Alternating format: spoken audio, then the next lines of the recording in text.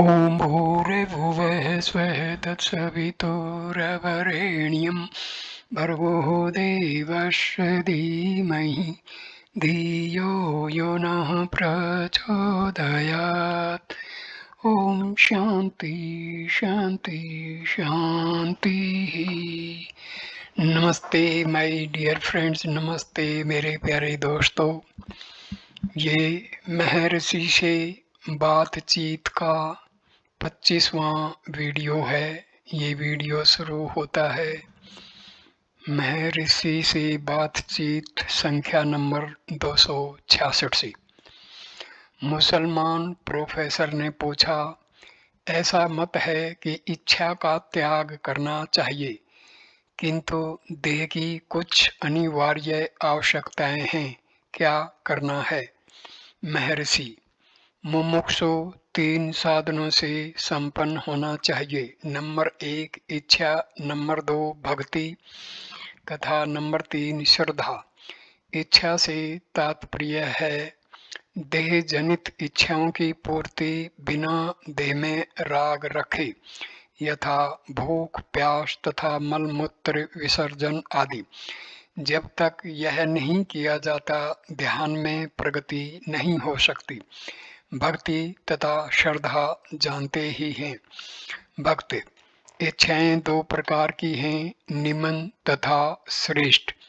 निमन को श्रेष्ठ में परिवर्तन करना हमारा कर्तव्य है। महर्षि, हाँ भक्त। अच्छा भगवान, आपने 3 साधनों का वर्णन किया, जिनमें से इच्छा देह आदि से राग किए बिना स्वाभाविक आवश्यकताओं की पूर्ति है। मैं 3 अथवा 4 बार प्रतिदिन भोजन करता हूँ तथा देह जनित आवश्यकताओं पर इतना अधिक ध्यान देता हूँ कि मैं देह के भार से दब जाता हूँ। क्या ऐसी कोई अवस्था है जब मैं देह रहित हो जाऊं, जिससे कि मैं देह जन्य आवश्यकताओं के कलेश से मुक्त हो जाऊं? महर्षि, आसक्ति, राग, द्वेष हानिकारक है।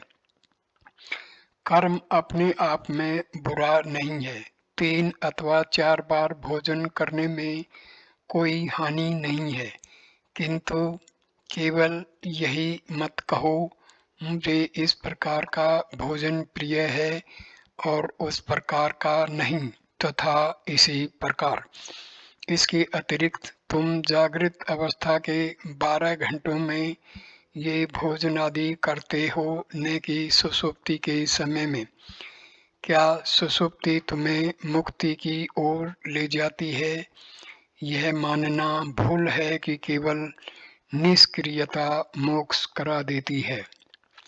भक्त, सदेह तथा विदेह मुक्तों का वर्णन आता है। महर्षि, कोई मुक्ति नहीं है और मुक्त कहाँ है? भक्त, क्या हिंदू शास्त्रों में मुक्ति का वर्णन नहीं है? महर्षि, मुक्ति आत्मा का ही दूसरा नाम है। जीवन मुक्ति तथा विदेह मुक्ति सब अज्ञानियों के लिए हैं। ज्ञानी को न मुक्ति का भान है न बंध का। अज्ञानी का अज्ञान नष्ट करने के लिए बंध, मुक्ति तथा मुक्ति की श्रेणियों का विवरण है। मुक्ति में और कुछ नहीं। भक्त, भगवान के दृष्टि बिंदु से तो यह ठीक है, किंतु हम लोगों के बारे में क्या? महर्षि, वह तथा मैं का भेद ज्ञान मार्ग में बाधा है। भक्त, किंतु इससे अस्वीकार नहीं किया जा सकता कि भगवान श्रेष्ठ भूमिका में है, जबकि हम लोग सीमित हैं। क्या भगवान मुझे अपना सा कर लेंगे? महर्षि, क्या तुम्हें सुषुप्ति में सीमित होने का बोध था? भक्त, मैं सुषुप्ति की अवस्था को अब इस अवस्था में नहीं ला सकता और उसके बारे में नहीं बता सकता। महर्षि, तुम्हारा ऐसा करना आवश्यक नहीं। ये 3 अवस्थाएं अपरिवर्तित आत्मा के समक्ष एक के बाद दूसरी होती रहती हैं। तुम अपनी सुषुप्ति अवस्था को स्मरण कर सकते हो। तुम्हारा वास्तविक स्वरूप ऐसा है। उस समय कोई सीमाएं नहीं थी। अहम भाव के उदय होने के बाद ही सीमाएं आ जाती हैं। भक्त, आत्मा की प्राप्ति कैसे हो? महर्षि, आत्मा की प्राप्ति नहीं करना है क्योंकि तुम आत्मा हो। भक्त, हाँ, मुझ में एक अपरिवर्तित तथा दूसरी परिवर्तित आत्मा है। आत्माएं दो हैं। महर्षि, परिवर्तनशील संकल्प मात्र है। मैं के संकल्प के उपरांत ही समस्त संकल्प उदय होते हैं। देखो संकल्प किसको उदय होते हैं, तब तुम उनसे परे हो जाओ और वे समाप्त हो जाएंगे। आशय यह है कि अहम भाव के उद्गम का पता लगाने से शुद्ध आत्मा का अनुभव हो जाता है। भक्त, क्या मैं अहम ब्रह्मास्मि का ध्यान करूं? महर्षि, मंत्र मैं ब्रह्म हूँ ख्याल करने के लिए नहीं है। अहम मैं से प्रत्येक व्यक्ति परिचित है। ब्रह्म अहम के रूप में सब में रह रहा है। मैं को जानो, मैं ही ब्रह्म है। तुमको वैसा ख्याल करने की आवश्यकता नहीं, केवल मैं को ढूंढो। भक्त, क्या शास्त्रों में कोशों को त्याग करने की चर्चा नहीं है? महर्षि, अहम भाव के उदय होते ही मैं को भ्रांतिवश देह, इंद्रिय तथा मन आदि से एक कर लिया जाता है। मैं को भ्रांतिवश इनसे संलग्न कर दिया जाता है और वास्तविक मैं कहीं चला नहीं जाता। शुद्ध मैं को दूषित मैं अहम भाव से अलग करने हेतु कोशों को त्यागने की चर्चा की गई है, पर इसका वास्तविक भाव यह नहीं है कि अनात्म को त्यागना है, अपितु इसका अर्थ है वास्तविक आत्मा को जानना। वास्तविक आत्मा सीमा रहित परिपूर्ण मैं है। यह नित्य है, न इसका आदि है न अंत। दूसरा मैं जन्मता है और मरता है, वह अस्थाई है। परिवर्तित संकल्प किसको आते हैं, यह देखो। तुम जानोगे कि वे अहम भाव के उपरांत उत्पन्न होते हैं। वास्तविक मैं में टिके रहो, उनका शमन होगा। अहम भाव के मूल को खोजो, केवल आत्मा शेष रह जाएगी। भक्त, यह समझना कठिन है। मैं सिद्धांत समझ गया, परंतु अभ्यास क्या है? अन्य साधन उनके लिए हैं जो आत्मा की शोध करने में असमर्थ हैं। अहम ब्रह्मास्मि के जप तथा उसके विचार हेतु भी कर्ता आवश्यक है। वह कौन है? वह मैं है। वही बने रहो, यह सीधा मार्ग है। अन्य सब साधन साधक को अंत में यही लाते हैं।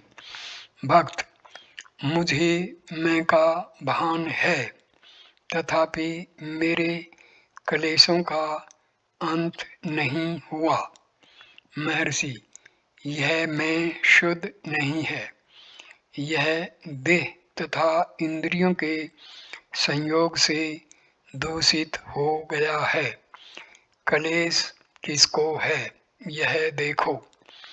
यह अहम भाव को है, उस पर रुको, तब अन्य संकल्प नष्ट हो जाएंगे। भक्त, हाँ, यह कैसे करें, यही सारी कठिनाई है। महर्षि, शुद्ध मैं का विचार करो और वहाँ टिको, जिससे अन्य सब संकल्प दूर हो जाएंगे। 23 अक्टूबर 1936। बातचीत संख्या 267। कक्षा में संबंधित पशुओं की चर्चा करते हुए महर्षि ने ओवई द्वारा रचित तमिल छंद सुनाया। एक वृद्धा ने कहीं ज्योतिष में किसी को कंबर की प्रशंसा करते सुना। वृद्धा ने एक छंद में उसका उत्तर दिया, जिसका आशय है, हर एक अपने ढंग से महान है। एक पक्षी की तुलना में जो इतना सुंदर घोंसला बनाता है, कीड़ों की तुलना में जो लाख देते हैं, मधुमक्खी की तुलना में जो शहद का छत्ता निर्माण करती हैं, चींटियों की तुलना में जो नगर बसाती हैं तथा मकड़ी की तुलना में जो जाल बनाती हैं, कंबर की महानता क्या है। तदुपरांत श्री भगवान इनके कार्यों का विवरण देने लगे। जब उनका पर्वत पर निवास था, उन दिनों महर्षि ने यहाँ एक ऐसी कुटिया देखी जो पत्थर तथा मिट्टी की बनी थी तथा उनका खपरेल की छत थी। वहाँ दीमकें बराबर परेशान करती थी। जिस गारे में दीमकें घुस गई थी, उनसे बचने के लिए छत तथा दीवारें गिरा दी गई। श्री भगवान ने देखा कि पत्थरों से सुरक्षित गुफाएं नगर की भांति प्रतीत होती थी। अगल बगल काले प्लास्टर युक्त दीवारें थी तथा पास के नगरों तथा जाने को सड़कें थी जो उसी प्रकार अगल बगल काले प्लास्टर की दीवारों से सुरक्षित थी। ये दीवारें सड़कों की सूचक थी। नगर के आंतरिक भाग में दीमकों के रहने के छिद्र थे। पूरी दीवार दीमकों का आवास बन गई थी, जिससे छत भी ध्वंस हो चुकी थी। श्री भगवान ने एक मकड़ी को भी जाला निर्माण करते देखा था तथा उसका वर्णन किया। मकड़ी एक स्थान में, तब दूसरे में, फिर तीसरे में जाती दिखती है। इन सब स्थानों पर रेशा दृढ़ता से जमाया जाता है। मकड़ी इन्हीं रेशों पर चलती है, चढ़ती है, उतरती है तथा बारंबार परिक्रमा करती है और पूरा जाला बन जाता है।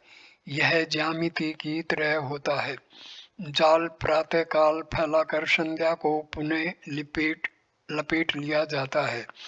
इसी प्रकार बर्रें भी कच्चे लाख से अपने छत्ते बनाती हैं और इस प्रकार प्रत्येक पशु में कुछ विलक्षण सहज प्रवृत्ति है। कंबर की विद्वता आश्चर्य की वस्तु नहीं, क्योंकि जिस प्रकार उपरोक्त उदाहरण में बताया गया है, यह भी ईश्वर की इच्छा से ही है। बातचीत संख्या 268। डॉक्टर सैयद, मुक्ति क्या है? ईसा का इससे क्या अभिप्राय था? महर्षि, मुक्ति किसके लिए तथा किससे? भक्त, मुक्ति व्यक्ति के लिए तथा जगत के दुख एवं कष्टों से। महर्षि, दुख इत्यादि किसके हैं?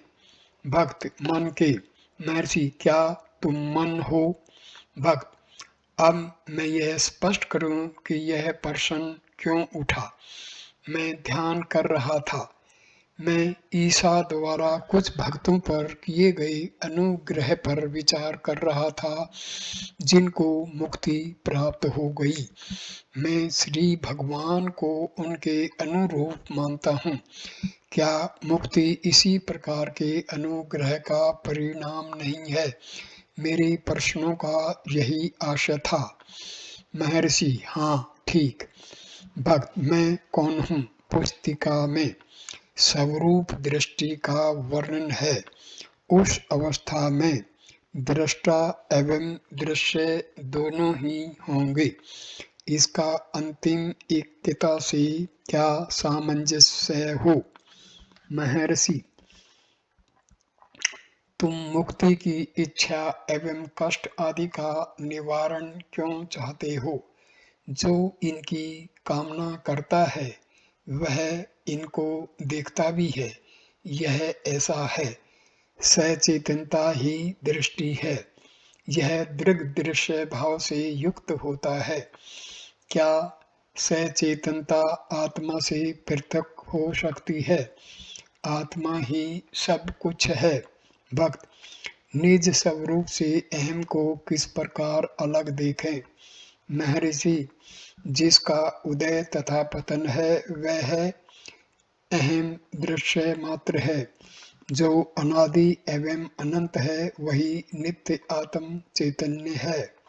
भक्त, क्या आत्मा का निरंतर चिंतन मन को अधिक का अधिक निर्मल करेगा, जिससे वह और किसी का चिंतन न कर केवल परमार्थ तत्व का चिंतन करेगा? महर्षि, यही शांत मन परमात्मा है। यही चंचल हो संकल्पों से विक्षिप्त हो जाता है। मन आत्मा की शक्ति मात्र है। भक्त, क्या कोश आत्मा से पृथक तथा पदार्थ रूप हैं? महर्षि, पदार्थ तथा जीव में कोई भेद नहीं है। आधुनिक विज्ञान ने पदार्थ मात्र को सभी शक्ति स्वीकार कर लिया है। शक्ति बल अथवा गति है। अतः सब शिव एवं शक्ति अर्थात आत्मा एवं मन के अंतर्गत हैं। कोश दृश्य मात्र हैं। वास्तव में उनमें कोई सत्यता नहीं है। भक्त, ध्यान प्रतिदिन कितने घंटे करना चाहिए? महर्षि, तुम्हारा निज स्वभाव ही ध्यान है अर्थात समाधि है। भक्त, परिपक्व होने पर ऐसा होगा, परंतु अभी ऐसा नहीं है। महर्षि, तुम्हें इसका भान बाद में होता है। इसका यह अर्थ नहीं है कि अब तुम्हारा स्वरूप ध्यान से भिन्न है। भक्त, अभ्यास क्या है? महर्षि, ध्यान का निरंतर अभ्यास करो। भक्त, एक फारसी योगी कहता है, ईश्वर के अतिरिक्त कुछ नहीं है। कुरान कहती है ईश्वर सर्व आधार है। महर्षि, ईश्वर से पृथक व्याप्त होने को कोई सर्व नहीं है, केवल उसकी सत्ता है। भक्त, क्या यह नैतिकता की दृष्टि से ठीक है कि जब व्यक्ति यह जान ले कि उसका सर्वोपरि कर्तव्य आत्म चिंतन है, तो वह गृहस्थ के कर्तव्यों का परित्याग कर दे? महर्षि, त्याग करने की यह इच्छा ही बाधा है। आत्मा केवल है। आत्मा सर्वव्यक्त है ही, अर्थात आत्मा में अन्य कुछ है ही नहीं। भक्त, भगवान के दृष्टि बिंदु से यह ठीक है, किंतु हम लोगों के लिए मेरा कार्य मेरे समय तथा शक्ति का अधिकांश भाग ले लेता है। मैं प्राय इतना थक जाता हूँ कि फिर आत्मचिंतन नहीं कर पाता। महर्षि, मैं कार्य करता हूँ, यह भावना ही बाधा है। विचार करो, कौन कार्य करता है? स्मरण करो, मैं कौन हूँ। तब कर्म तुम्हें नहीं बांधेगा, वह स्वतः ही होता रहेगा। न कार्य करने की चेष्टा करो, न कर्म त्यागने की। तुम्हारी चेष्टा ही बंधन है। जो होना है वह होगा। यदि तुम्हारे भाग्य में कर्म नहीं होगा तो तुम्हारे प्रयास करने पर भी तुम्हें कोई कार्य नहीं मिलेगा। यदि तुम्हारे भाग्य में कार्य करना है तो तुम उसे छोड़ नहीं सकते। तुमको उसमें संलग्न होना ही पड़ेगा। यह सब उच्चतर सत्ता पर छोड़ दो। अपनी इच्छा से न त्याग कर सकते हो न ग्रहण। बातचीत संख्या 269। भक्त सर्वव्यापी परमात्मा दहराकाश हृदयाकाश में कैसे स्थित माना जाता है? महर्षि, क्या हम एक स्थान पर निवास नहीं करते? इसी प्रकार ईश्वर का निवास हृदय पुंडरीक हृदय कमल कहा जाता है। हृदय कमल कोई स्थान नहीं है, क्योंकि हमारा ऐसा विश्वास है कि हम देह में रहते हैं, इसलिए ईश्वर के रहने के स्थान का भी कुछ नाम लिया जाता है। इस प्रकार का उपदेश उन व्यक्तियों के लिए है जो केवल सापेक्ष ज्ञान ग्रहण कर सकते हैं। सर्वत्र अंतस्थ होने से ईश्वर का कोई विशेष स्थान नहीं है।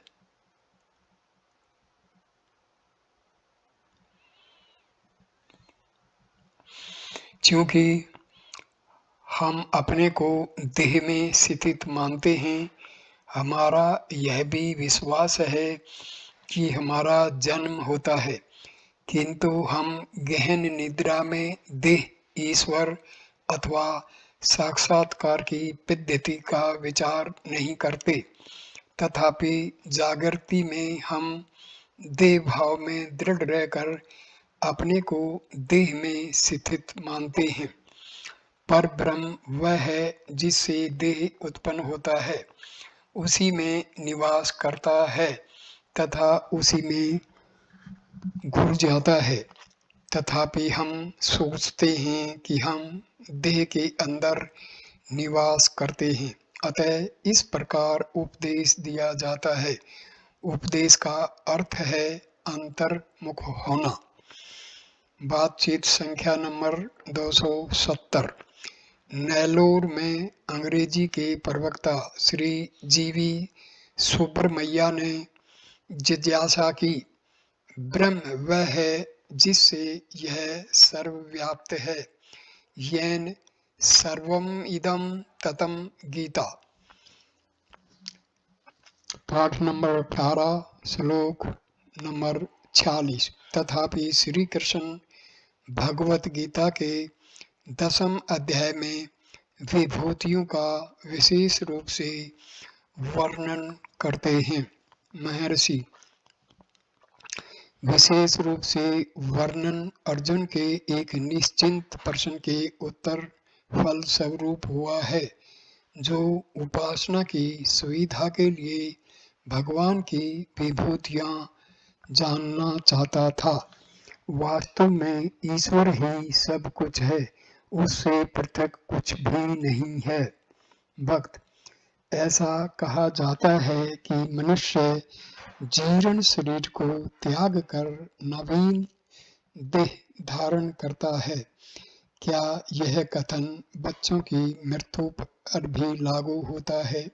महर्षि, पहले तुम्हें यही बोध नहीं है कि जीर्णानी क्या है तथा नवानी क्या है। फिर जीर्ण तथा नव तुलना से कहा जाता है।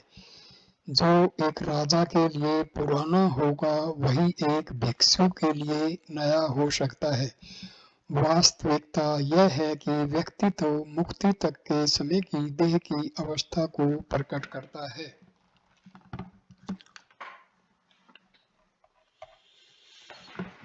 बातचीत संख्या नंबर 271। डॉक्टर सैयद, अनुग्रह किस प्रकार प्राप्त हो? महर्षि, जिस प्रकार आत्मा प्राप्त होती है, प्रत्यक्ष में हम इसे प्राप्त कर सकते हैं।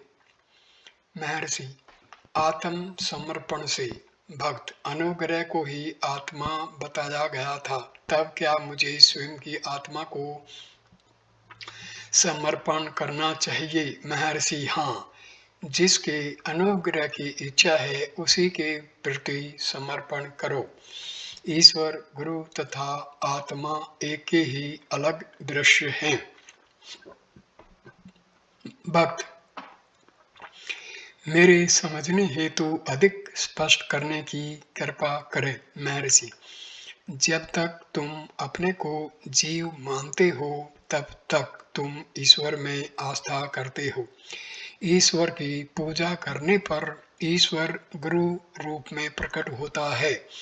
गुरु की सेवा करने से वह आत्मा के रूप में प्रकट हो जाता है। यही प्रतिक्रिया है।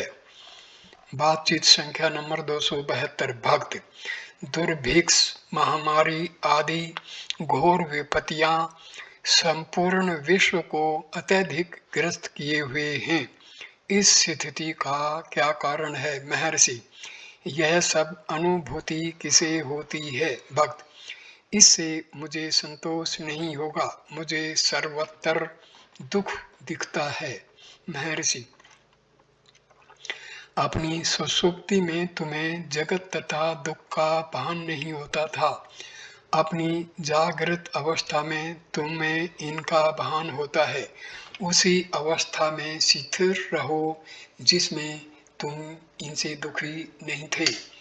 इसका तात्पर्य यह है कि जब तुम्हें जगत का भान नहीं होता और उसके कष्ट तुम्हें प्रभावित नहीं करते, जब तुम आत्म रूप हो जाओगे, रहोगे जैसे सुषुप्ति में, तब जगत तथा इसके कष्ट तुम्हें प्रभावित नहीं करेंगे।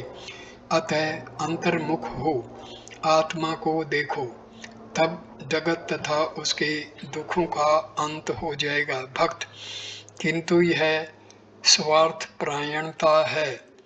महर्षि, जगत बाहर नहीं है, क्योंकि तुम भूल से स्वयं को देह मानकर जगत को अपने से बाहर देखते हो और उसके कष्ट तुम्हें प्रत्यक्ष होते हैं, परंतु वे वास्तविक नहीं हैं। सद्वस्तु की प्राप्ति करो और इस मिथ्या भाव से बचो। भक्त, महापुरुष हैं तथा जन सेवक हैं जो जगत के कष्टों की समस्या का समाधान नहीं कर पाते। महर्षि, वे अहंकार ग्रस्त होने के कारण असफल हैं। यदि वे आत्मा में स्थित रहें तो वे भिन्न होंगे। भक्त, महात्मा सहायता क्यों नहीं करते? महर्षि, तुम कैसे जानते हो कि वे सहायता नहीं करते? जनता में भाषण, शारीरिक क्रिया तथा भौतिक सहायता महात्माओं के मौन की तुलना में नगण्य है। अन्य व्यक्तियों की अपेक्षा वे कई अधिक करते हैं। भक्त, जगत की स्थिति के सुधार हेतु हमारा क्या कर्तव्य है? महर्षि, यदि तुम दुख से मुक्त रहो तो तुम्हें कहीं भी दुख नहीं रहेगा। वर्तमान कष्ट का कारण तुम्हारा जगत को बाहर देखना तथा इसमें दुख है ऐसी धारणा बनाना ही है, परंतु जगत तथा दुख दोनों तुम में हैं। यदि तुम अंतर्मुख होगे तो कोई दुख नहीं होगा। भक्त, ईश्वर पूर्ण है, उसने जगत को अपूर्ण क्यों बनाया? कृति में लेखक का स्वभाव आता है, किंतु यहाँ ऐसा नहीं है। महर्षि, वह कौन है जो प्रश्न करता है? भक्त, मैं, व्यक्ति। महर्षि, क्या तुम ईश्वर से पृथक हो जो यह प्रश्न करते हो? जब तक तुम स्वयं को देह मानते हो तभी तक जगत तुमको बाहर दिखता है और तुमको यह अपूर्णता दिखती है। ईश्वर पूर्णता है, उसकी कृति भी पूर्णता है, परंतु तुम्हारी मिथ्या तादात्म्यता के कारण तुम्हें यह अपूर्णता सी प्रतीत होती है। भक्त, आत्मा कष्टपूर्ण सृष्टि के रूप में क्यों व्यक्त हुई? महर्षि, जिससे कि तुम आत्मा को प्राप्त करो। तुम्हारे चक्षु स्वयं को नहीं देख सकते, उनके सामने दर्पण रखने से वे स्वयं को देखते हैं। सृष्टि के साथ भी ऐसा ही है। पहले स्वयं को देखो, तदुपरांत समस्त जगत को आत्म रूप देखो। भक्त, इसका तात्पर्य यह हुआ कि मैं सदैव अंतर्मुख रहूं। महर्षि, हाँ। भक्त, क्या मैं जगत को बिल्कुल न देखूं? महर्षि, तुम्हें जगत से अपनी आंखें मूंदने को नहीं कहा गया है। तुम्हें केवल पहले स्वयं को देखना है, तदुपरांत समस्त जगत को आत्म रूप देखना है। यदि तुम स्वयं को देह मानते हो तो जगत बाहर प्रतीत होता है, यदि तुम आत्मा हो तो जगत ब्रह्म भासित होता है। बातचीत संख्या नंबर 273। डॉक्टर सैयद ने जिज्ञासा की, मैं पंचश्लोकी पढ़ रहा हूँ, उससे मुझे प्रतीत होता है कि आपने श्लोक अरुणाचल के प्रति कहे हैं। आप अद्वैती हैं, फिर आप ईश्वर को एक पृथक सत्ता के रूप में कैसे संबोधित करते हैं? महर्षि, भक्त, भगवान तथा श्लोक सब आत्मा हैं। भक्त, किंतु आप परमात्मा को संबोधित कर रहे हैं। आप इस अरुणाचल पहाड़ को परमात्मा जैसे संबोधित कर रहे हैं। महर्षि, तुम आत्मा को देह से मिला सकते हो, क्या भक्त आत्मा को अरुणाचल से नहीं मिला सकता? भक्त, यदि अरुणाचल आत्मा है तो अन्य पर्वतों की अपेक्षा इसे ही विशेष रूप से क्यों चुना गया?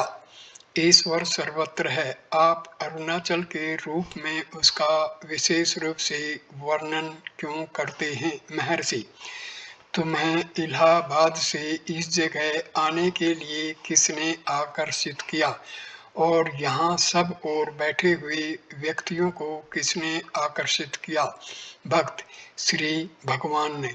महर्षि, मैं यहाँ कैसे आकर्षित हुआ? अरुणाचल से। उस शक्ति को स्वीकार करना ही पड़ेगा।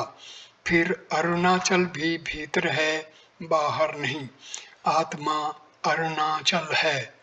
भक्त, शास्त्रों में आत्मा, परमात्मा, परा आदि शब्द व्यवहार में आए हैं, इनमें श्रेणीकरण क्या है?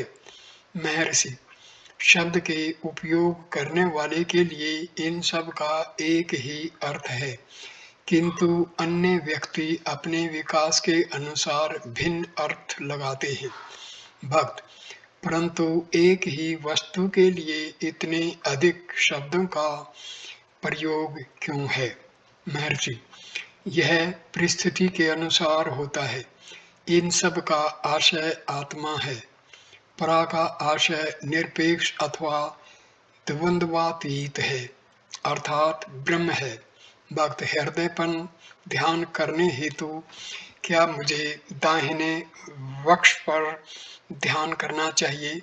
महर्षि, हृदय भौतिक नहीं है, ध्यान दाहिने अथवा बाएं पर नहीं होना चाहिए, ध्यान आत्मा पर होना चाहिए। मैं हूँ यह प्रत्येक व्यक्ति जानता है। मैं कौन है? वह न अंदर है न बाहर, न दाहिने न बाएं। मैं हूँ, बस यही है। हृदय वह केंद्र है जिससे सब कुछ प्रकट होता है। क्योंकि तुम जगत, देह आदि देखते हो, इसलिए ऐसा कहा जाता है कि इन सब के लिए एक केंद्र है जिसको हृदय कहते हैं। जब तुम हृदय में स्थिर हो तब हृदय न केंद्र है न परिधि, अन्य कुछ भी नहीं है, तब वह किसका केंद्र हो सकेगा? भक्त, क्या मैं यह समझूं कि आत्मा तथा अनात्मा पदार्थ तथा उसकी छाया के समान है? महर्षि, पदार्थ तथा छाया का अस्तित्व उसके लिए है जो केवल छाया को देखता है और भ्रांतिवश उसे पदार्थ मान लेता है तथा उसकी छाया भी देखता है, किंतु जिससे केवल सत्य का ही बोध होता है उसके लिए न पदार्थ है न छाया। भक्त, बुद्ध से जब यह पूछा गया कि क्या अहंकार है, वे मौन रहे। जब यह पूछा गया कि क्या अहंकार नहीं है, वे मौन रहे। जब यह पूछा गया कि क्या ईश्वर है, वे मौन रहे। जब यह पूछा गया कि क्या ईश्वर नहीं है, वे मौन रहे। इन सब के लिए उनका उत्तर मौन था। महायान तथा हीनयान दोनों विचारधाराओं ने उनके मौन का गलत अर्थ किया है, क्योंकि वे उन्हें नास्तिक कहते हैं। यदि बुद्ध नास्तिक होते तो वे निर्वाण, जन्म, मृत्यु, कर्म, पुनर्जन्म तथा धर्म का वर्णन क्यों करते? उनके टीकाकार गलती पर हैं, क्या ऐसा नहीं है? महर्षि, तुम सही हो। 27 अक्टूबर 1936। बातचीत संख्या नंबर 274। मुसलमान प्रोफेसर ने जिज्ञासा की कि वैष्णव मत का अद्वैतवाद से कैसे समन्वय हो सकता है। महर्षि, वैष्णव मत वाले स्वयं को विशिष्टाद्वैती कहते हैं। यह भी अद्वैत ही हुआ। जिस प्रकार व्यक्तिगत शरीर में आत्मा, अहंकार तथा स्थूल शरीर हैं, उसी प्रकार ब्रह्म में परमात्मा, जगत तथा जीव अंतर्व्याप्त है। भक्त, क्या भक्ति में द्वैत का भाव ध्वनित नहीं होता? महर्षि, सब स्वरूप अनुसंधानम भक्तिरित्यभिधीयते। आत्मा का अनुसंधान ही भक्ति कहा गया है।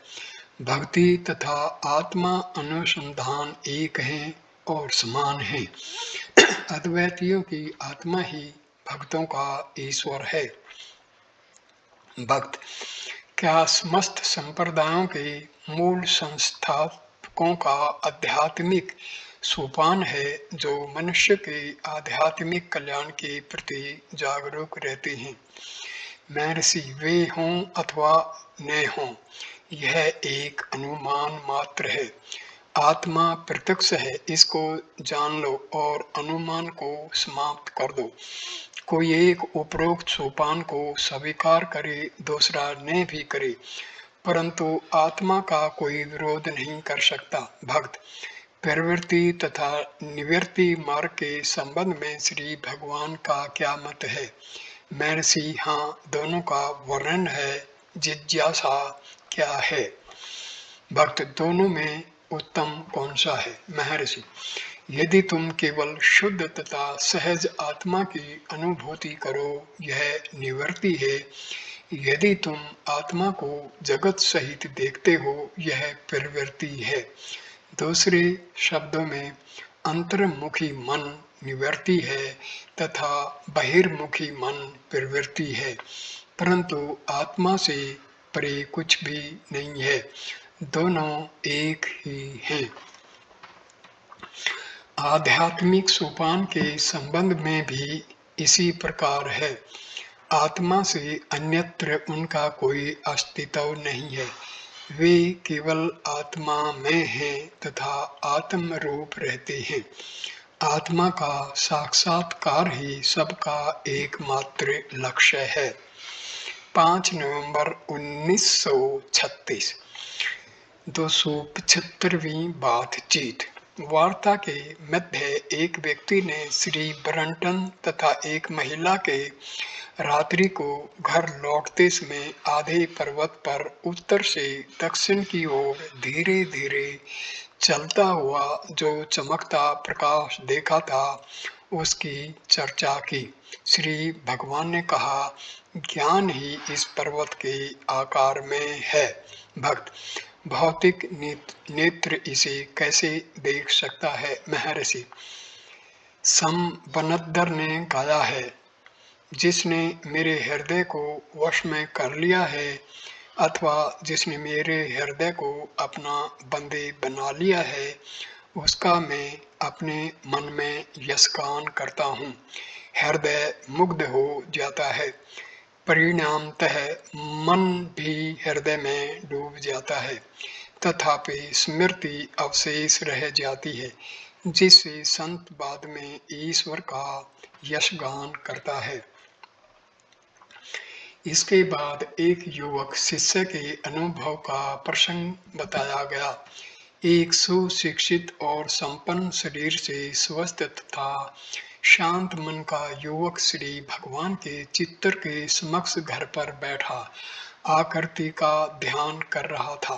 सहसा चित्तर सजीव होने लगा, जिससे युवक का शरीर भयभीत हो ऐंठने लगा।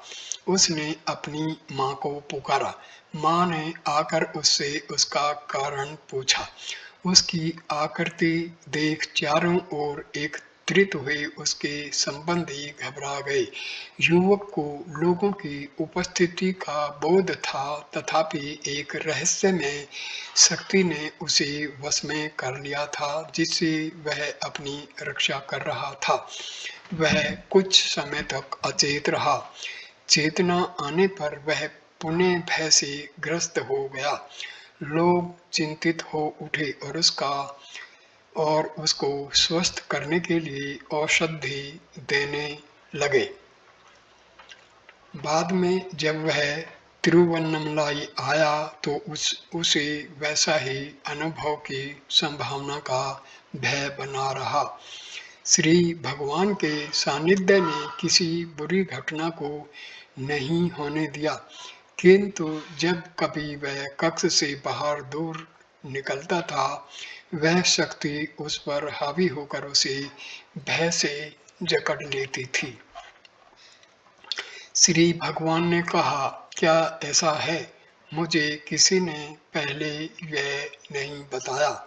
एक भक्त ने जिज्ञासा की, क्या वह शक्तिपात नहीं था? महर्षि, हाँ, यह है। पागल व्यक्ति संस्कारों से चिपका रहता है, जबकि ज्ञानी नहीं। दोनों में यही अंतर है। ज्ञान एक प्रकार का उन्माद ही है भक्त, किंतु शक्तिपात तो जब पाप पुण्य कर्म साम्य बराबर होते हैं तब होता है। महर्षि, हाँ, मल परिपाक, कर्म साम्य तथा शक्तिपात का एक ही अर्थ है। व्यक्ति के संस्कारों के अनुसार उसकी गति है। जब उसे बोध दिया जाता है कि वह आत्मा है, तो वह बोध उसके मन पर अपना प्रभाव डालता है तथा उसका अनुमान पहले से विपरीत दिशा में जाने लगता है। उस शक्ति के वेग के सामने वह अपने को असहाय पाता है।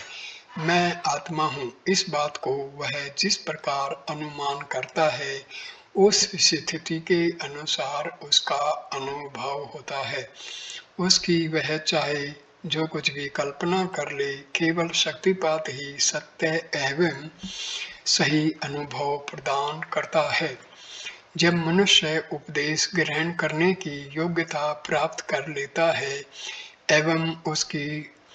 एवं उसका मन हृदय में विलीन होने वाला होता है, तो उपदेश तुरंत परिणाम करता है और वह ठीक प्रकार से आत्मा की अनुभूति कर लेता है। अन्यथा संघर्ष सदैव चलता रहता है।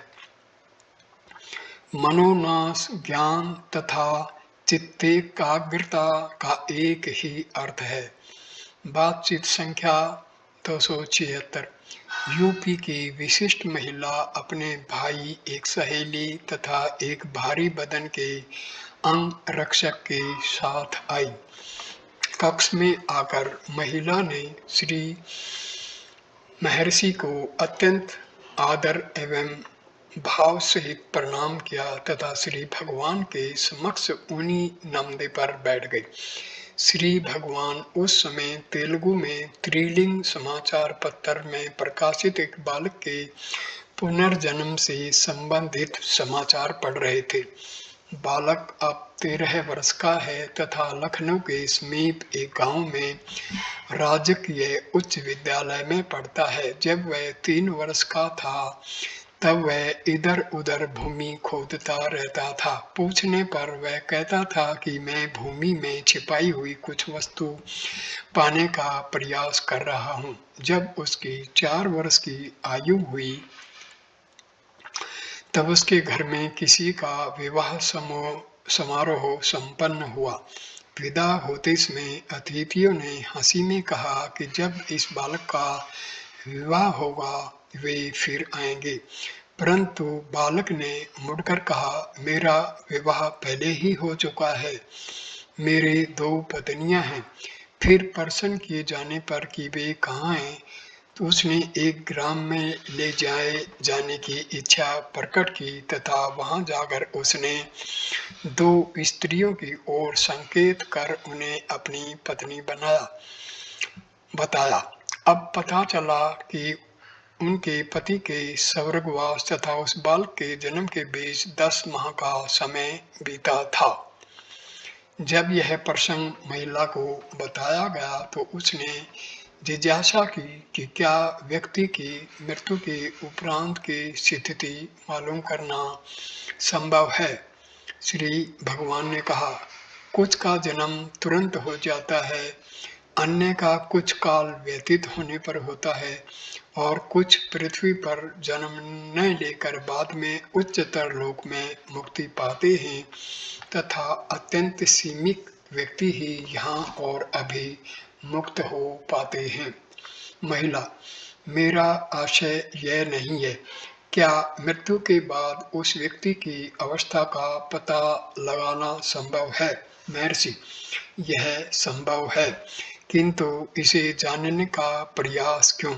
सारी बातें उतनी ही सत्य हैं जितना कि उनकी खोज करने वाला है। महिला, एक व्यक्ति का जन्म, उसका अस्तित्व तथा मृत्यु हमारे लिए वास्तविक है। महर्षि, क्योंकि तुमने गलती से आत्मा को देह मान लिया है, तुम अन्य व्यक्ति को भी देह दृष्टि से देखती हो, न तुम और न अन्य व्यक्ति देह हैं। महिला, किंतु अपनी समझ के स्तर से मैं स्वयं को तथा अपने पुत्र को सत्य मानती हूँ। महर्षि, अहम भाव का जन्म ही उस व्यक्ति का अपना जन्म है तथा उसकी मृत्यु ही व्यक्ति की मृत्यु है। अहम भाव के उदय होने के बाद ही देह से मिथ्या तादात्म्यता उदय होती है। स्वयं को देह मानकर तुम अन्य व्यक्तियों का भी मिथ्या मूल्यांकन करते हो तथा उन्हें देह मानते हो। जिस प्रकार तुम्हारी देह का जन्म हुआ है, बढ़ता है तथा नाश होगा, उसी प्रकार तुम सोचते हो कि दूसरे का जन्म हुआ, बड़ा हुआ और मर गया। क्या तुम्हें अपने पुत्र के जन्म से पूर्व कभी उसका विचार आया था। उसके जन्म के उपरांत ही यह विचार आया तथा उसके देहांत के पश्चात भी बना हुआ है। जितना तुम उसका विचार करती हो उतना ही वह तुम्हारा पुत्र है। वह कहाँ चला गया है, वह उस स्रोत में मिल गया है जहाँ से वह आया था।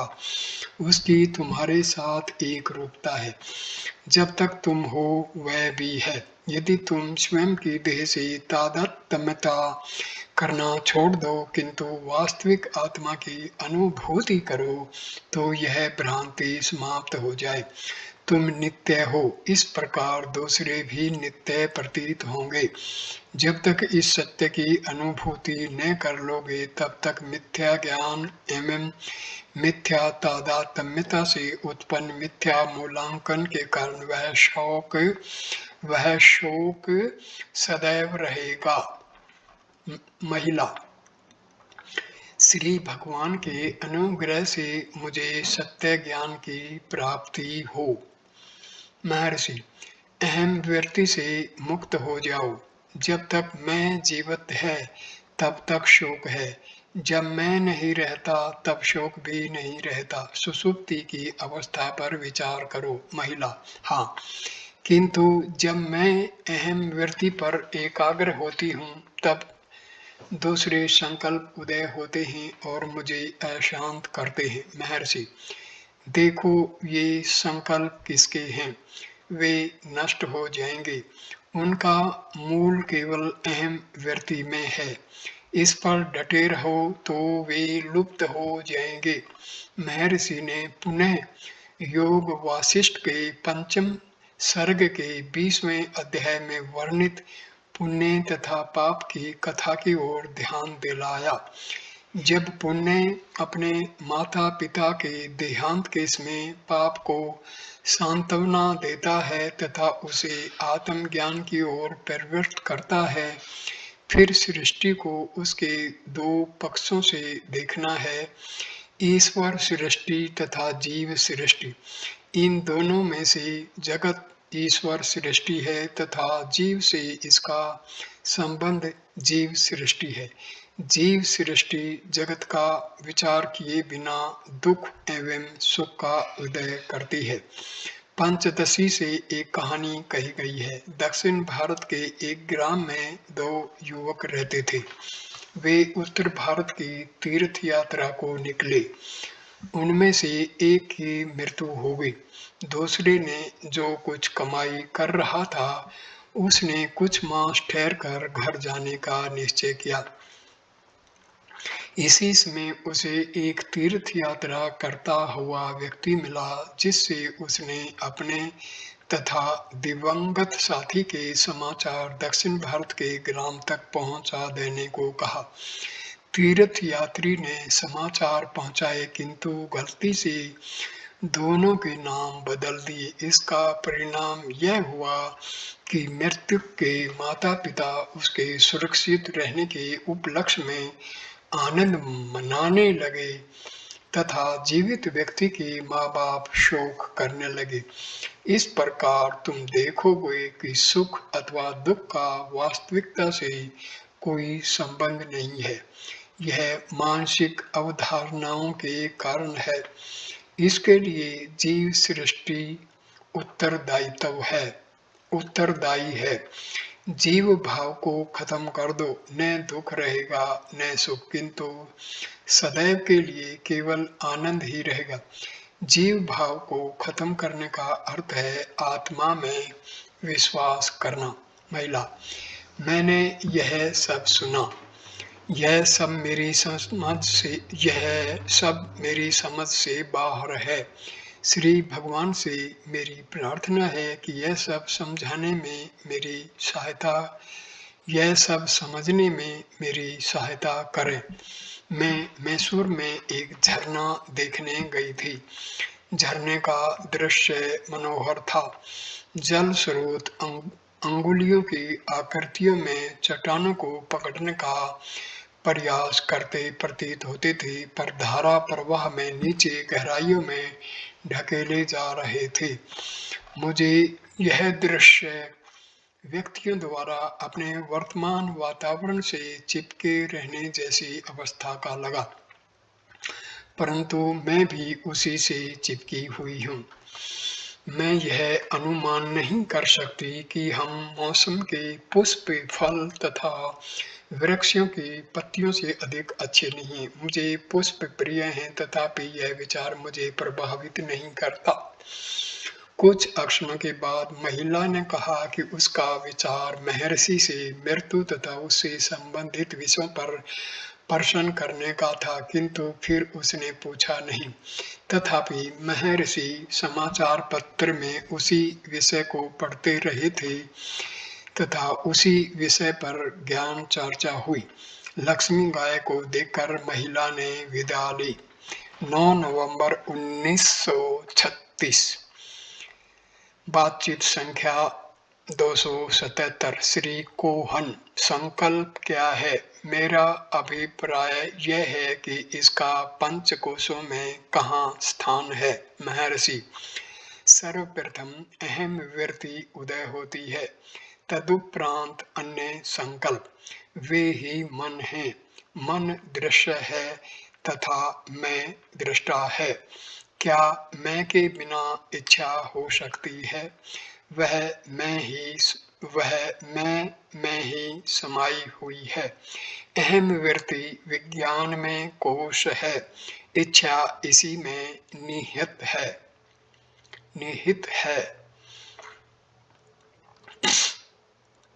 श्री भगवान ने आगे कहा, अन्य में कोश स्थूल देह कोश है। प्राण सहित ज्ञानेंद्रियों तथा कर्मेंद्रियां प्राणमय कोश का निर्माण करती हैं। ज्ञानेंद्रियां तथा मन मनोमय कोश बनाती हैं। वे ही ज्ञानेंद्रियां हैं। मन केवल संकल्पों से बना है। इदम दृश्य है तथा अहम मैं दृष्टा है। दोनों मिलकर विज्ञान में कोश बनते हैं।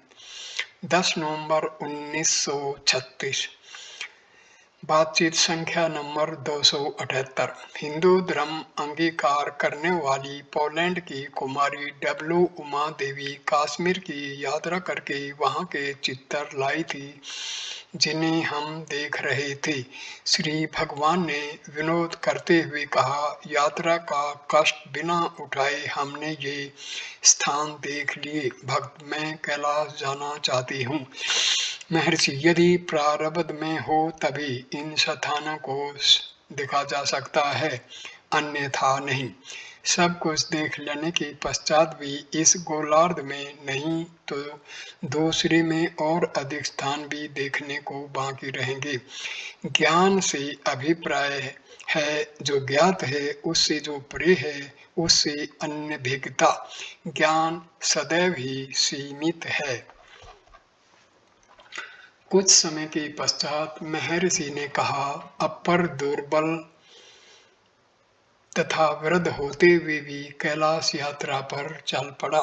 रास्ते में एक दूसरा वृद्ध मनुष्य मिल गया।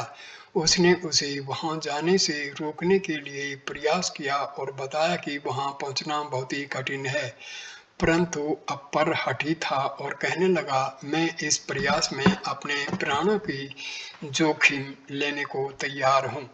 उस अपरिचित ने उससे समीप के एक सरोवर में स्नान करने को कहा। अपर ने वैसा ही किया।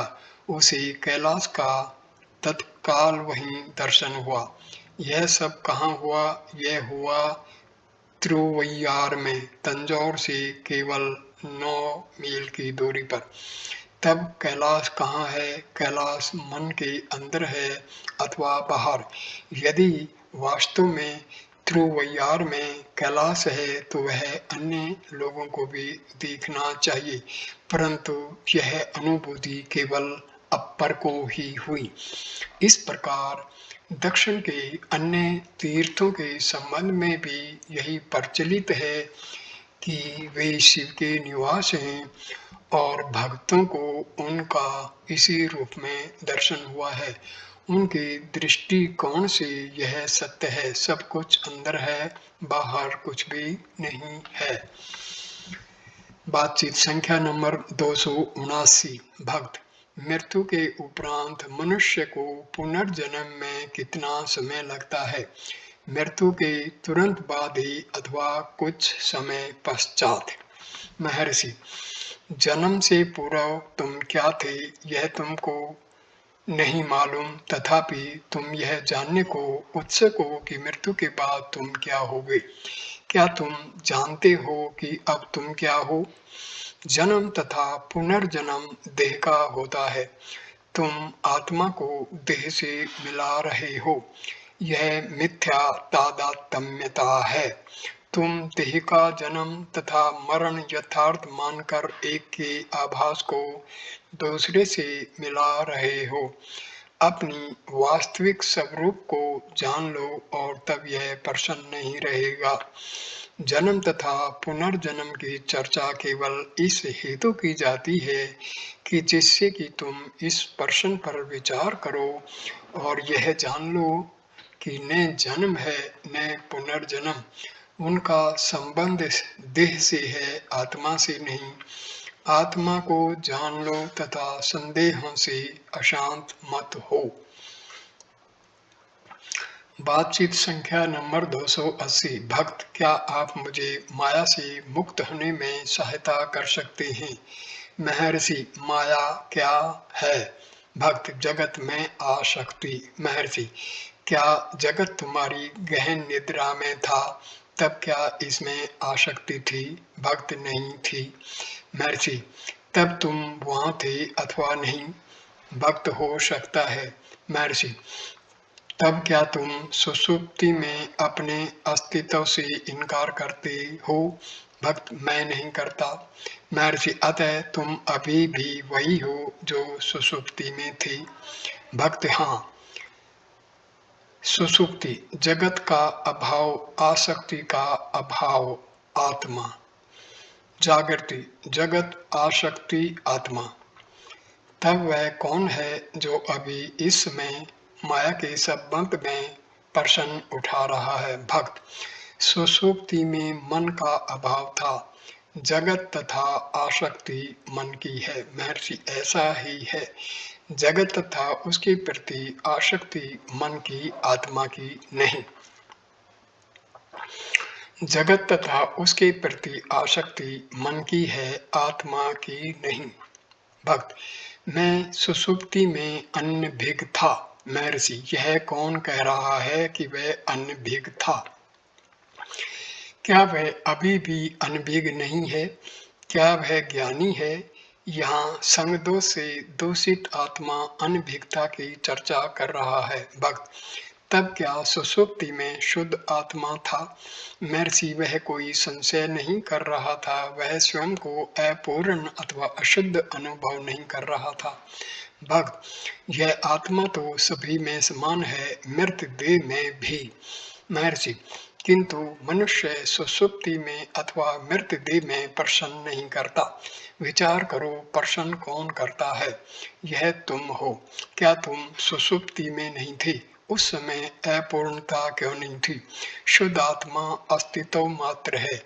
यह जागृत अवस्था जैसे विषय भाव में नहीं आता। इस जागृत अवस्था में जिसको अब तुम चेतनता कहते हो, यह चेतना केवल चैतन्य नहीं है, क्योंकि यह मन, बुद्धि, देह आदि पर अवलंबित है, परंतु सुषुप्ति में इनके बिना चैतन्य का अस्तित्व था। भक्त किंतु सुषुप्ति में मुझे चैतन्य का भान नहीं होता। महर्षि इसका भान किसको नहीं है? तुम स्वीकार करते हो मैं हूँ, तुम स्वीकार करते हो सुषुप्ति में मैं था, यह होने पना ही तुम हो। भक्त क्या आपका आशय है कि सुषुप्ति आत्म साक्षात्कार है? महर्षि यह आत्मा है, तुम साक्षात्कार की बात क्यों करते हो? क्या ऐसा एक भी क्षण है जब आत्मा का साक्षात नहीं होता? यदि ऐसा कोई क्षण होता, दूसरे क्षण को साक्षात्कार का क्षण कहा जाना संभव होता। ऐसा कोई क्षण नहीं है जब आत्मा न हो अथवा जब आत्मा का साक्षात्कार न हो। उसके लिए सुषुप्ति को ही क्यों चुनते हो? इस समय भी तुम आत्मा का साक्षात्कार है, इसमें भी तुम्हें आत्मा का साक्षात्कार है। भक्त किंतु मैं समझता नहीं। महर्षि इसका कारण यह है कि तुम आत्मा को देह से मिला रहे हो। मिथ्या तादात्म्यता को त्याग दो और आत्मा प्रकट ही है। भक्त किंतु मैंने आपसे माया अथवा आसक्ति से निवृत्त होने के लिए आपकी सहायता की जो याचना की थी, मेरे उस प्रश्न का समाधान नहीं हुआ। महर्षि सुषुप्ति में यह आसक्ति नहीं होती, इसकी अनुभूति तथा अनुभव अभी है। यह तुम्हारा वास्तविक स्वरूप नहीं है। यह भ्रांत धारणा किसको हुई है? अपने वास्तविक स्वरूप को जान लेने पर मैं मेरा नहीं रहेगा। यही माया से मुक्ति पाना है। माया बाहर नहीं है कि उससे किसी अन्य प्रकार से मुक्त हुआ जा सके। इस वीडियो को यहीं पर विराम देता हूँ। अगला वीडियो नंबर 26 हम शुरू करेंगे 15 नवंबर 1936 निहाई से सफूली। बातचीत संख्या नंबर 281। धन्यवाद मेरे दोस्तों, नमस्कार।